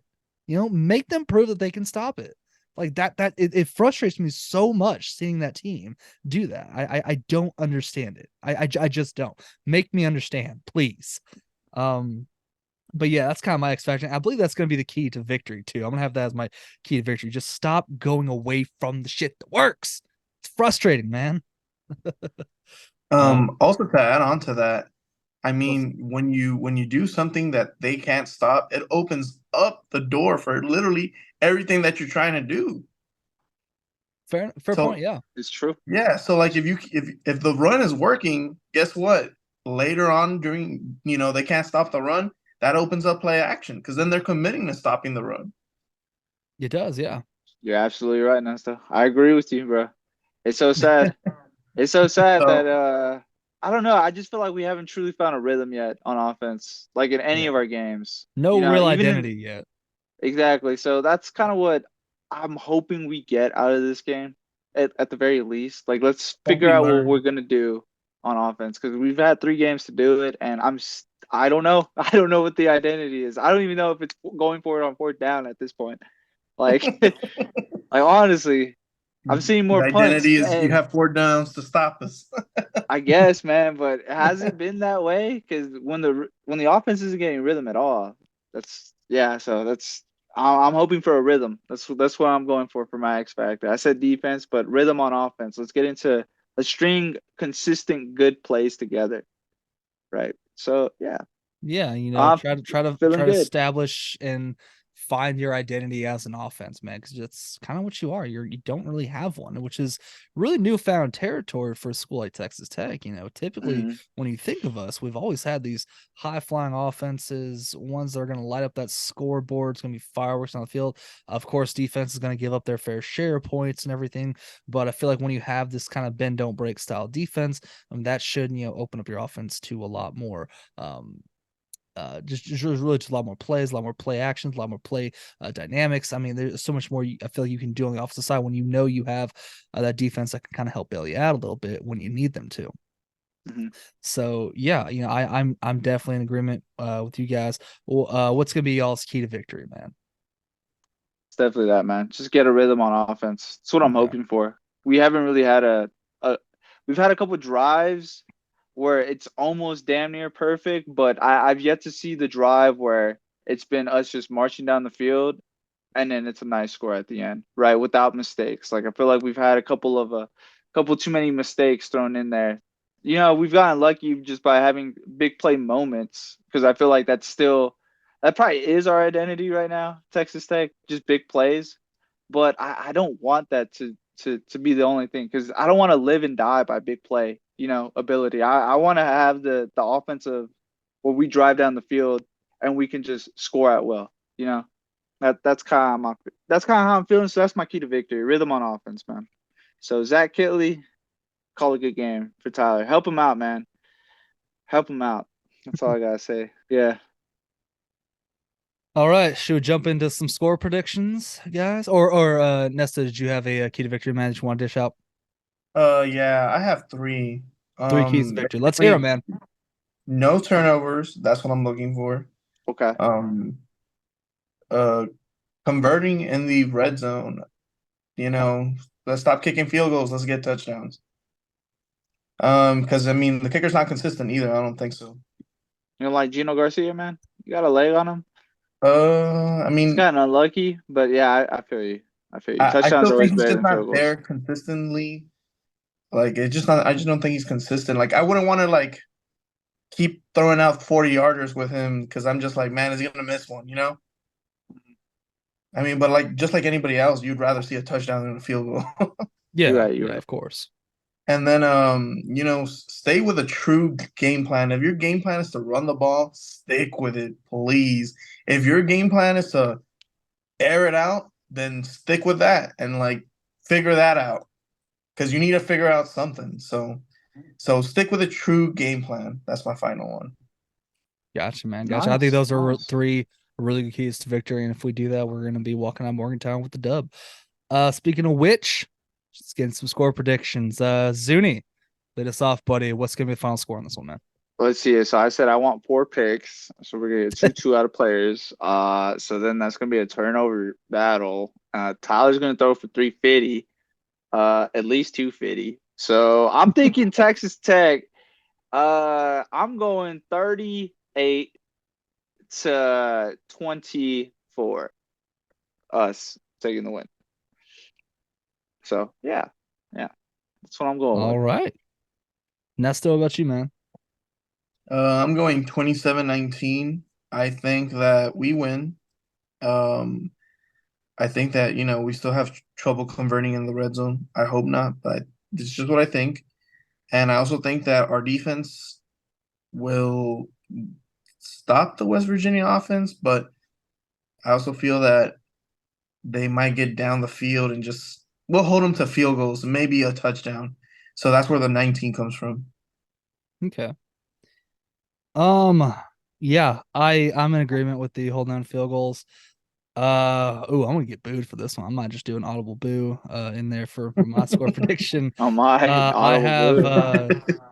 I have Texas Tech losing 26-24 in this game. Wow. Uh 26-24. You're simply really based playing on the that home fact, field advantage, huh? yes, I feel like this one is kind of a trap game for West Virginia in the sense that they're coming off a huge win versus Pittsburgh. You know they're still riding high on that. You have a chance to go ahead and knock them off that high horse, and I hope you do. I really hope Texas Tech does. But until you can show me that you can win on the road, which McGuire just has not been able to do here, I'm not going to buy into it. I'm not buying the stock. You lost. You got embarrassed in Wyoming. You think I'm going to pick you to win this game on Morgantown against a Big 12 opponent? Hell no. I'm not picking you to win that. I'm gonna save my money, dude. I'm sorry. I'm not picking you to win that game. Crazy. And I just feel like, with what I said, they have the chip on their shoulder. They are battle tested. We can't win on the road. They have a quarterback we haven't seen for. A lot of things going in their favor that just aren't going in ours as well, too. I mean, a It feels backup like they have a quarterback is a consistent good game plan. favor. And so I feel as though just I want Texas Tech to win this one so bad. I want to be so wrong in this one. I cannot tell you how wrong I want to be. But yes, I think John Denver stays in Morgantown this year, and I'm gonna go with West Virginia getting the dub, 26-24. I'm sticking with that one. 1-3. Wow. Wow. Audible boos, please. Insert them now. My goodness. I'll put them in. I'll put them in, man. For No Please, for worries. thank you. for everything out there, I hope Zuni's right. I hope I just Zuni's don't right think too, what man. I Trust don't me. think I West hope Virginia's Zuni's that good of a team, prediction is man. the prediction that we get the closest to. That's what I want to believe, but What we'll sucks see. is that we have the capability of it. Oh, we Full do, but it's 100%, which it's is just can the coaching staff put it all together this game, and I just don't think we do. interesting. Yeah. Interesting. Well, all right. Should we Fair go enough. ahead and move on to some easy money talk, boys? Easy money, dinero, the moolah. Yes. Let's go Is ahead the money and easy? talk some easy money. Let's go. Yes, sir. Cash Money Green. Shout out baseball. All right. Welcome into our easy money segment. Gonna go over some wins and losses from last week, man. Oh boy, I did not have a good week last week. Started off strong, dude. I really did. I was 2-0. It's kicking ass, man. And then Kicking it ass. just snuck up on me, man, with Army and UTSA, man. Just come Yeah, on. that was a real doozy. UTSA, Yeah, I seen come that on, score and I was dude. like, wow. Hey, I was I did right get about that though? I did predict Absolutely. Tennessee and Florida, though. I did, because Tennessee does not win in Gainesville. I'm going to say I they do not You were I'm win. right s- about that I, one. I am so happy I took your advice on that one, my friend. I'm not gonna lie to you. Yes. uh, Nesto did not. You chose to stick with Tennessee, he man. You did were riding that Yes, Joe the sir. Joe Milton Milton train, I train, guess. dude. Yeah. Yep, I believed, and Choo then they choo. started boxing at the end, and I was like, "Oh shit!" But yes, Buddy. I went 8-12 last week. I was in Ooh, last place. Nesto, you were in second at 10-10. Zuni damn leading it! the way, man. You I were called the 12 and Kansas 8. State game. Just like to say that. Zuni, you so far lead this year. You are 43-35. Nesto, you and I are tied actually at 37-41. So yeah, Damn. need to pick Got it him. up, dude. Need to pick it up on both sides of this one, man. But all right, this is a new week. Time to win some Lose some money. money. A I mean, segment win some money. You're guaranteed right. to lose you guys money. So we lose money in the college football weekend, so you don't have to. Absolutely. First game That's we got what on we the do. slate. We got Florida State versus Clemson. Florida State 2.5-point favor with the over under of 55. I'm without a doubt smashing Florida State in this one. I don't care if it's on the road, and the over under 55. I'm taking that under. Yeah, I'm with you on that one. I'll be honest with you. FSU looks good. Clemson just doesn't. Yeah, that era of Clemson ruling is kind of over. Maybe question Yeah, mark. maybe. I think they It's just need over. to figure some things out with NIL and recruit that transfer portal a Recruiting. little bit. Yeah, yeah, I Yeah. think so too. I don't think they recruited a single player out of the transfer portal. If I think they just refused to be honest with you. I don't know what it I, is, but I'm not really sure because I thought the whole deal about their head coach was that he's a lovable guy and that he could recruit guys. But whatever. Yeah, I'm going Florida State, boys. Yeah, I think they're gonna take the game, and I'm actually gonna go with the over. I think it'll be a little high scoring affair, just enough, 28-28, something like that. Be 56, of course, right? Nesto, what about you, 31-28. man? I am taking Florida State to cover and the under as well. Sweet. Next up, we got Auburn versus Texas A&M. Texas A&M is 7.5-point favorite with the over under of 51.5. Give me Auburn to cover. A&M's gonna win, but I'm gonna take Auburn to cover that. And I'm definitely taking that under. I don't believe in either one of these offenses, dude. They are abysmal as hell. So yeah, give me that Disagree. under. Yeah, I'm taking the under on that one as well. And oh my God, Auburn's going at College Station, right? So. Yeah. Yeah, they're not that good. It's gonna be a doozy Iron Bowl later for those teams. Yeah, I'm taking A&M, and yeah, do I take them to cover? I should, but I shouldn't. But I think I will. But I'm definitely going the under. Okay. Nesto, what about you, man? I'm taking Auburn to cover the spread. I still think A&M wins though. And the over. I think it's gonna be like in the high 30s for both teams. Interesting. Okay. Have a pillow fight in this one. Next up, the one that College Game Day will be at. We got Ohio State versus Notre Dame. Notre Battle of the Dame. powerhouses, the Blue Bloods, juggernauts, man. Ohio State 3-point favorite with the over under of 55.5. I am going to take Ohio State, and I'm going to take that over. Okay. All right. You're crazy. I'm taking Notre Dame Yeah. at home. I'm be honest with you. I like the QB. I think he is a bit Think of Notre Dame wins a. outright? Yeah, I do. So I think Notre Dame takes this game at home, and I'm actually going to go with the over as well. It's Ohio State always scores. So, They do. yeah. So, yeah, Notre Dame will have to keep up. And I'm a believer. The quarterback right now is kind of nice. Not going to lie. So, Nesto, about watch you, you, buddy. Nesto. Give me Ohio State covering easily in a blowout. And give me the over. Dang.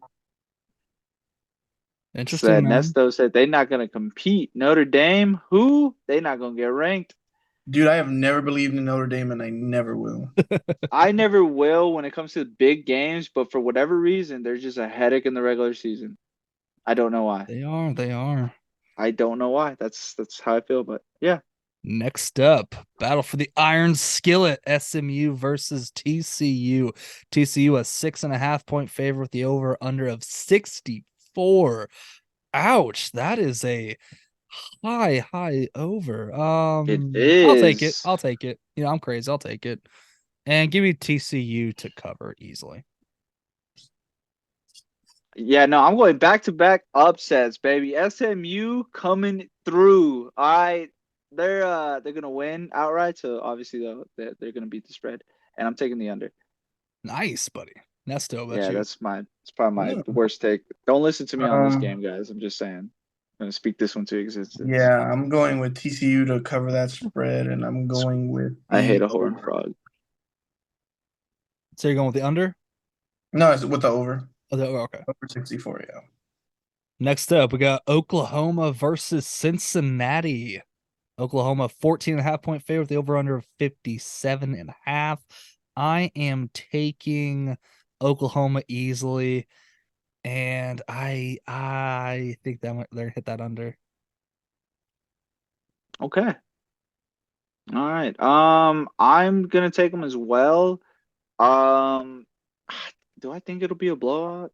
I don't know. A little bit, maybe, possibly. So yeah, I'm gonna take the over on it, and I don't think I'm gonna pick Oklahoma to cover the spread. I don't. I think they'll win by like 13, honestly, just to mess with people's heads. Nesto, about you, buddy. OU easily covers and over. Awesome. Next up, we got BYU versus Kansas.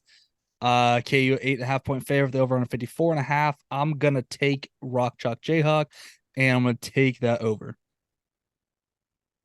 I'm actually gonna take BYU to cover the spread. But ultimately, I do think they lose, and I'm actually gonna take the over as well. Okay. Nesto. Yeah.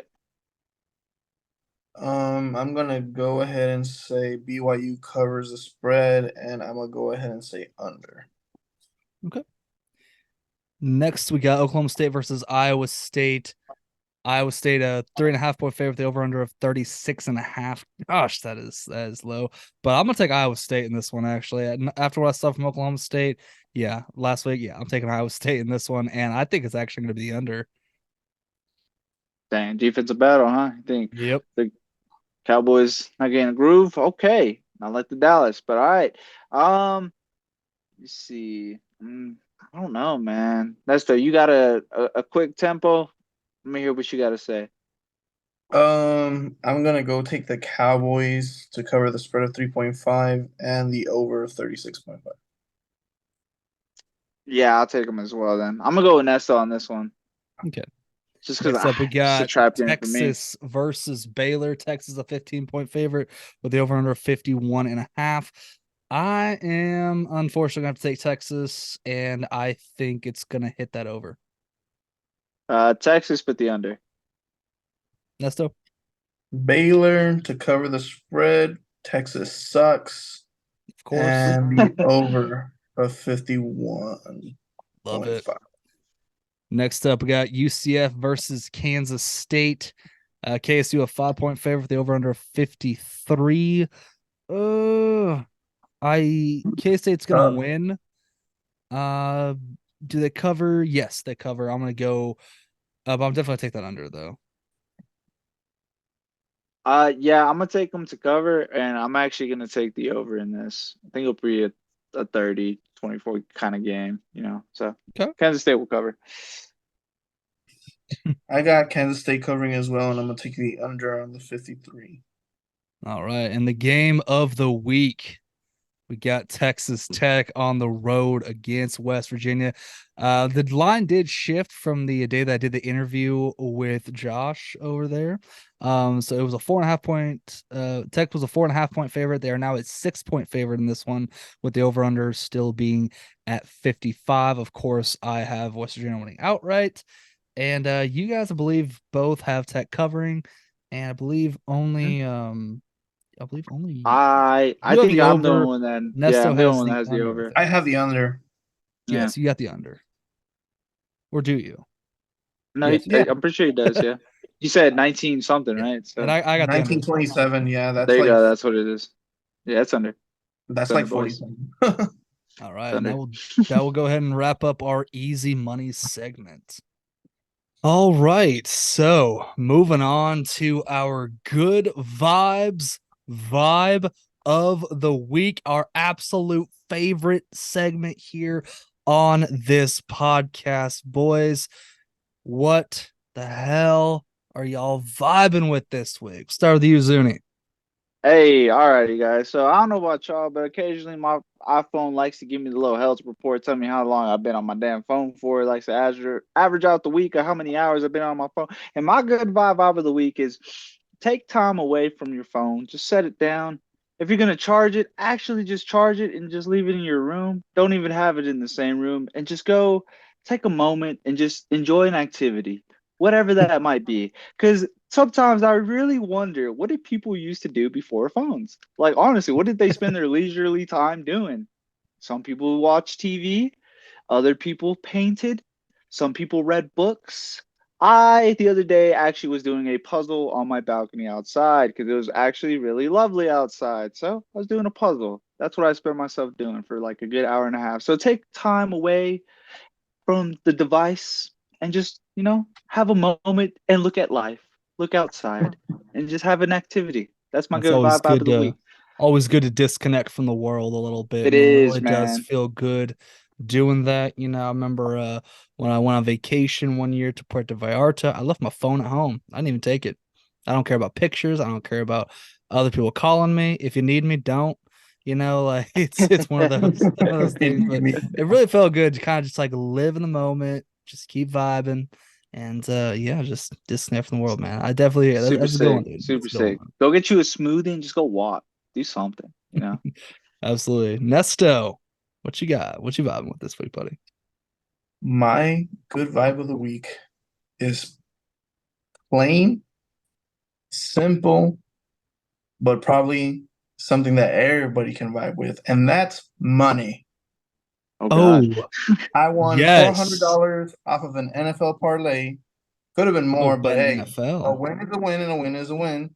Because That's right. clearly you're only Still, going 500 in college bets. NFL bets, though, it's a different story. it's a You different actually, story. I'm a win different it there. animal. He's a different animal. Y'all listen to that, man? But He's a professional gambler, y'all. but yeah, man, it feels good to have money. If you've ever been broke and you've never had money to spend like that, you know the feeling of why I say money. When you have money to spend, not just on bills, paying your bills is cool, but when you have money to spend freely, never a better feeling than that. Yeah, just that Amen to that one. Spend wisely. That's all I gotta say, right? But that no, for disposable sure, man. income, want that the disposable stuff. You can just use it however you want, man. I feel that way, dude. I feel that way. I wish my my Mine NFL goes to parlays, food. really just any bets I make this year. I'm just cursed this year, I guess. Hey, you want Nothing to I pick do is them? just not Hey, it's man, you won last year, I Johnny. won the You still pick'ems, sure, I did. But outside that though, man, it's just not a good financial year. happens. Just bets though. Just bets though. But yeah, that's always going, man. It's always good, especially when you're the only one to hit. That feeling when you're like a lot of everybody else bet like the over or bet like bet like on them not covering or something like that. And you're the only one that does it. You do the opposite, and it hits, and you win that. You're just like you, dude. Oh, You feel like a genius, dude. It's like that the Jimmy Neutron meme with Sheen's head just barely, you Oh, predict the that's future, funny. That's how Shout out you to feel, man. Nickelodeon kids. It's a good vibe, Yeah, dude. It's always a good vibe. Winning money, man. It's always a good for vibe. sure. 100%. My good vibe of the week is kind of a similar one that I've had before. However, it goes a different outlet. So it's reading a really good comic book, a comic book that was so good that you just cannot wait for the next issue, the next month's issue. Like the one that just leaves you on this cliffhanger and you're frustrated. You want to just throw it away. You're just pissed off. Like you gotta go online, look at, like, see if you can scalp an illegal copy or something like that. If somebody has other fan Jesus. theories, things that you just got Jeez. rattling on your head, dude. Just doing that, man, because that is such a good feeling, man. Obviously, I'm a big comic book guy. I don't apologize for it. I don't hide it at all. But yeah, man, I had a chance to read a really, really good comic book this past weekend, and yeah, I cannot wait for that next issue to come out. I believe it comes out next week, if I'm not mistaken. So yeah, or the week after. I think it's the week after. But yeah, I'm thrilled about it, dude. I can't Hey, wait, shout dude. out to you, John. Nah, Yeah. that's a hell of a vibe, man. Get giddy to what Yes, form yes. of Or if it's entertainment that you take part of, or if you it's like a know? good book, Yeah. like good book series. I remember when I was reading the Hunger Games books, actually, when I was a little bit younger. I was reading those books, and like I was just burning through them, dude. Like when I read Catching Fire, just burning through that one. I was like, I need to get the next one. I need to get the next book, because I don't think they sold them in the like the like all together at that time. Like you had to purchase them each separately. So yeah, that's always a good vibe, man. It's a really good comic book, one that just makes you just not be able to wait till the next week. It's kind of like a good TV show. Like when you watch the episode, it just cuts Mhm. off on a massive It's a good cliffhanger. It's so anticipation. good, and then you're just like, "Oh, I don't want to wait till next week." That's why I It's, binge. yeah, pretty That's why I pretty similar to binge. that one. So yeah, that's my good vibe of the week right there, guys. Nice one, lad. Heck yeah. Zuni, let's go ahead and get back to your trivia question, man. Little trivia. I only have one for y'all, gentlemen. Nothing crazy, right? In honor of the defense, specifically, our boy Malik Dunlap, Nessa did touch on it earlier, giving him the game ball possibly, but he went with the defense. Cool. Malik Dunlap, our boy, 2 picks, 2023, resetted us. Can y'all, gentlemen, tell me the last player to do that for us, a Texas Tech team during the game? Last player to have Last last Texas Tech player to have 2 picks in a single game.